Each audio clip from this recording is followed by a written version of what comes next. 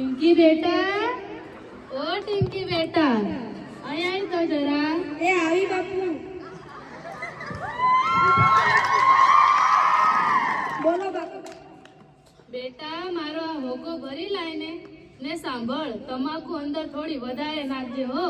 મારે ક્યાં આખો દાડી પીવાની છે, મારે તો દિવસમાં 5 વખત પીવાની છે, 5 વખત. હા બાપુ, મને બધી ખબર છે.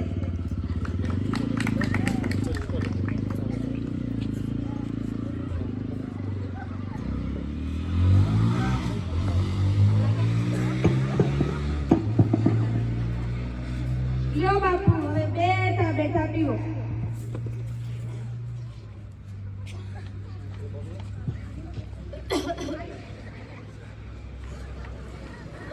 જય રામજી મગન કાકા. અરે જય રામજી માસ્ટર સાહેબ, આવો બેસો.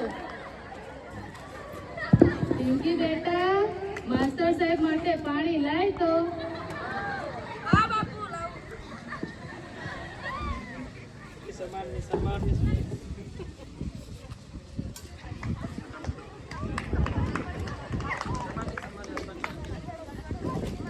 મગન કાકા, કાલનું તમે છાપું વાંચ્યું? અરે માસ્ટર સાહેબ, તમારે હોકો પીવો છે? ના ના, બસ બસ. મેં તો કાલે ચાકુ વાંચ્યું તું ને આજે વાંચ્યું છે. હું તો દરરોજ વાંચું છું. જો મગન કાકા, આ તમે કાલનું છાપું વાંચ્યું હોય તો આજે હુક્કો પીવા ના બેઠા હોય. જો કાલના સમાચાર. Indian council of medical research પ્રમાણે 2020માં 14 લાખ, 2022માં 13 લાખ અને 2023માં લગભગ 15 લાખ કરતા વધારે વ્યસનના કારણે વ્યસનનો ભોગ બન્યા છે. ઓહો, 15 લાખ? મારું હળું આ તો ગજબનું કહેવાય. આટલા બધા એ વિડીયોના ઠૂઠો પીપીને. માસ્ટર સાહેબ, આજથી બંધ. શું મગન કાકા, દારૂ બંધ આજથી? ના, ચાકુ વાંચવાનું બંધ. માસ્ટર સાહેબ, એટલે તો આ હોકો પીવું છું, હોકો. આ હોકોમાં ધુમાડો પાણીમાં જઈને ઠંડો થાઈને ગળાઈને આવે છે, એટલે કઈ શરીરને નુકસાન ન થાય હો.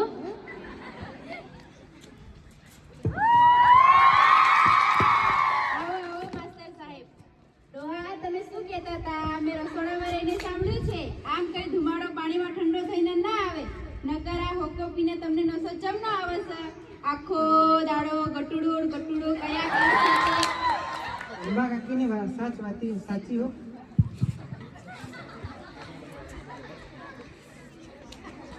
હો માસ્ટર સાહેબ, ગોમાં આમના જેવા ડોહાઓ હોકો પીવા અને જુવાનિયાઓ પડીકીઓ બીડીઓ અને માવા ખાય છે અને ઘણા તો દારૂ પીવા છે. અને આ ડોહ્યો તો માસ્ટર સાહેબ શેકણી સૂંઘે છે, શેકણી. સારું, હવે તમે વચમાં પાછા સોનેરા ના થાવ. માસ્ટર સાહેબ, હું કહેતી હતી કે આ ગોમાં બધા વ્યસન કરે છે તો એમને કશું થતું કેમ નથી? તો ના જ થાય ને. આ તો બધું સિટીઓમાં થાય, સિટીઓમાં. આપણા ગામના લોકો તો મજૂરી કરે છે, તમને ખબર છે?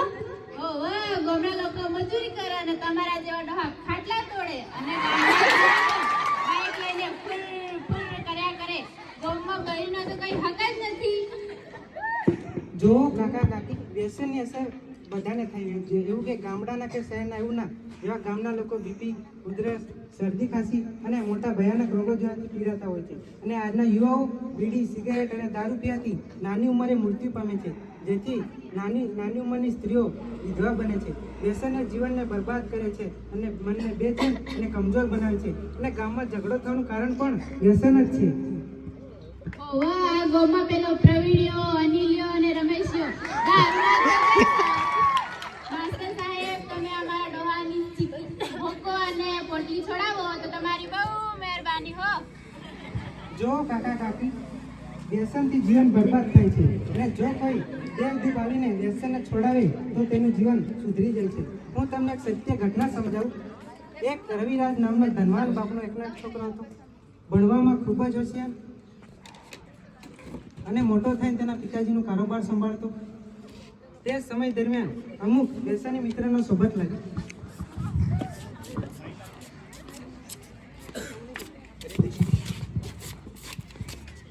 ઓ Raviraj, happy birthday. Happy birthday very happy birthday કલેજા. ચાલો આજે આપણે સાથે મળીને પાર્ટી કરીએ. પાર્ટી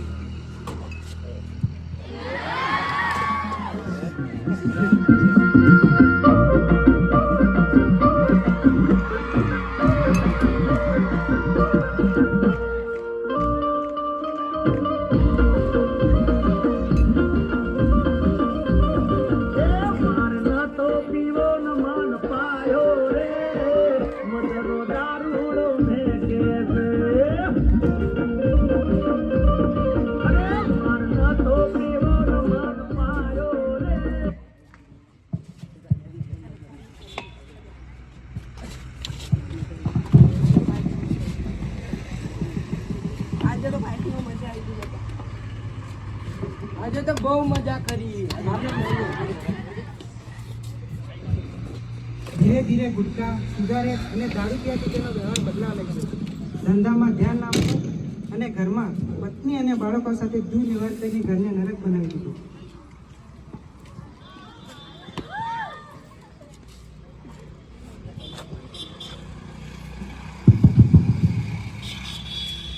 તમે આજે પણ પીને આવ્યા?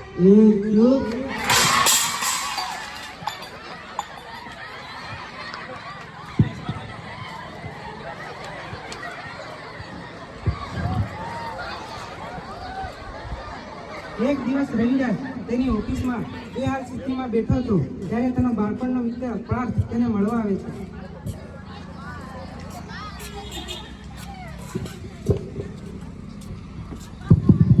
ઓ આ તો રવિરાજના પિતાની ઓફિસ છે.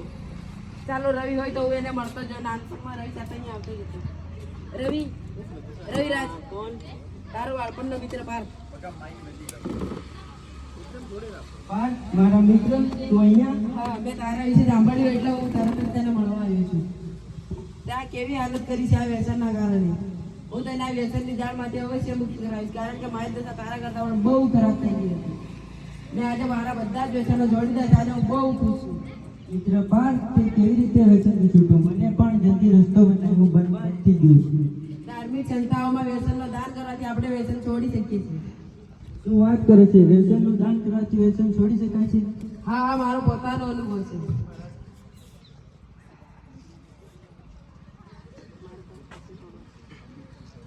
તો હું આજે જ મારા બધા વ્યસનોનું દાન કરી દઈશ.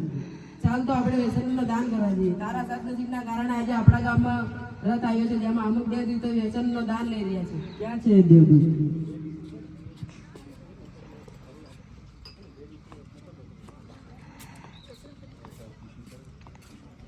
અહીંયા મૂકી દે. નહીં. મૂકી દે. ના. મૂકી દે. નહીં. મૂકી દે.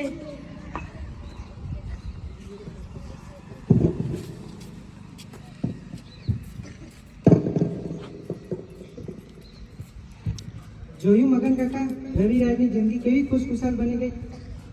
અરે વાહ વાહ માસ્ટર સાહેબ, હો તમારી વાત સાંભળીને મને પણ વ્યસનોનું દાન કરવાની હિંમત આવી ગઈ હો.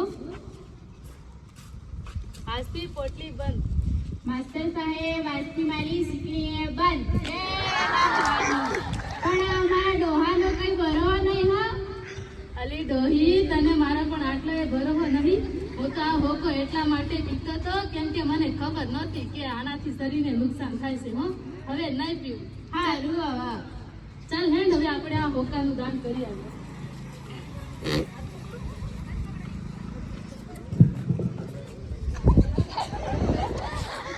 મારા હોકા હવે આપણે ફરી નહીં મળીએ. હો હા રૂવા, નાટક કરવાને રહેવા દે, મૂકી દો.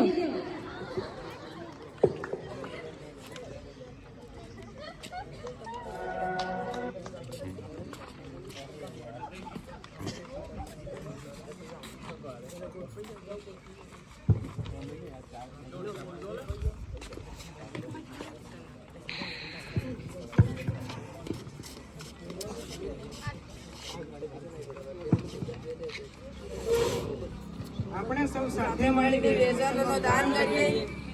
અને આપણા જીવનને ખુશખુશાલ બનાવીએ. આપણે સૌ સાથે મળીને વ્યસનનું દાન કરીએ. અને આપણા જીવનને ખુશખુશાલ બનાવીએ.